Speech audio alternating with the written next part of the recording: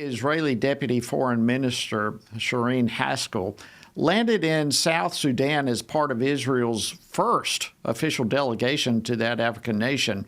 And of course, all this is taking place while the war between Israel and Hamas continues to grind on.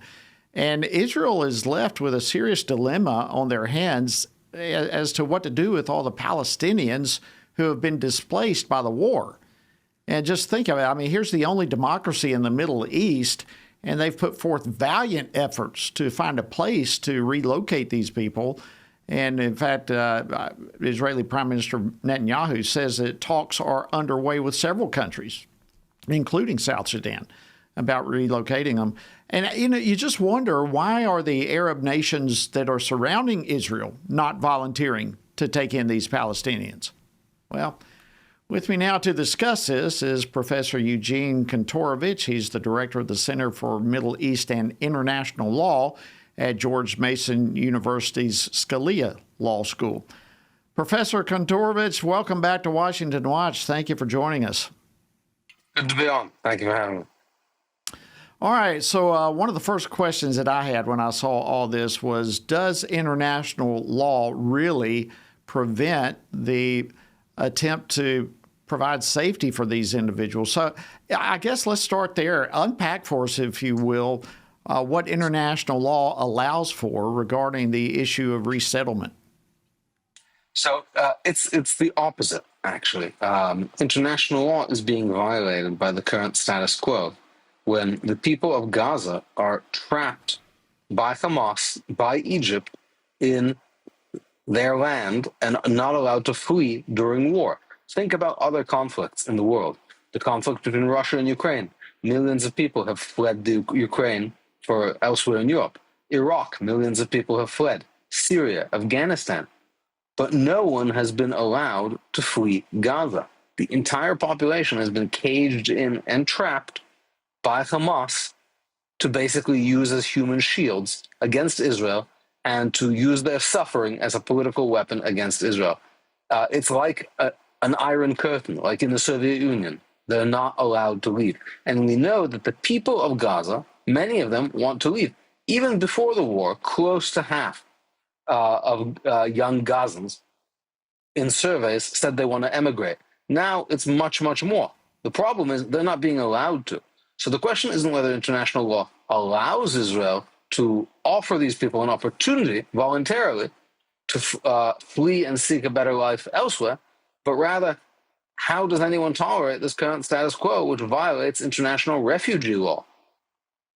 Well, I'm really glad to hear that, because that was my first. I thought, how in the world can, and I'm no expert, obviously, on international law like you, but I was wondering, how can international law prevent people from finding safety? So is what you're saying, Professor, that Israel is handling the situation correctly in your view?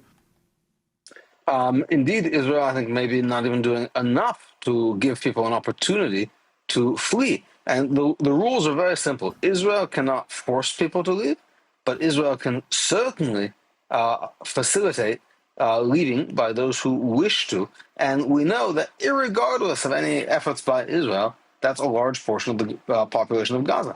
I think of myself. I fled the Soviet Union. Was that against international law? Did America violate the international law by helping bring over Jews from the Soviet Union? That would be ridiculous. So certainly the people of Gaza are the only people in the world treated this way, and it's quite clear why. Because nobody actually cares about their dignity. They only want to use them as weapons against Israel. So why are the Arab nations not jumping in to take in these Palestinians?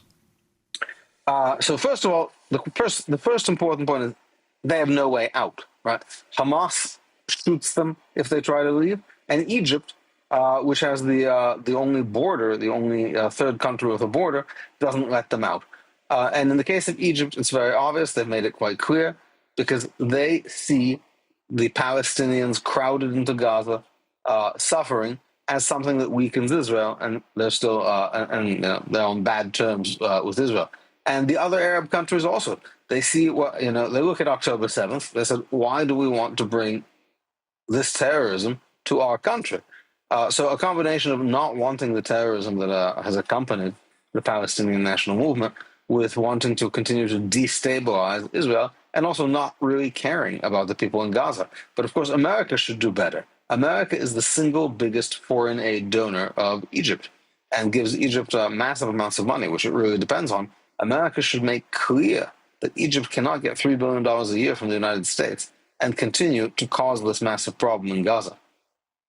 Good point. So, as you're talking about that, why does the international community as a whole not hold Hamas accountable for the people that they are supposed to be governing?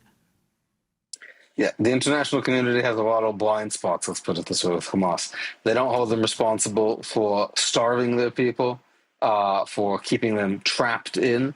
And basically, we see this really because Israel is involved. And we see there's really two different international laws. There's international law for the whole world, and then there are the rules that people make up when Israel is involved. Hamas, is seen as less of a problem by the international community than Israel, and I think it's probably not hard to figure out why. But there's a real double standard here. Also, many of the international institutions, the UN institutions, have actually worked with Hamas. They've been co-opted by Hamas, and as a result, so much of the international bureaucracy of the UN is kind of tainted and corrupted by their long collaboration with Hamas. Wow. Do we have any, last question, our time's running out, do we have any specific timeline in place for relocating these individuals? So again, it would only happen for those who wish to go. And I think it's also not, it would require some end to the active stage of the fighting, which is probably going on for another couple of months. So I would say after that, then there would be probably a greater ability for people to, when Hamas has been defeated, to escape Gaza, because it's Hamas that's keeping them locked in. Excellent information. I want to thank you, Professor Eugene Kontorovich, for these updates and keeping us up to speed. Always great to have you on the program. Thank you. My pleasure.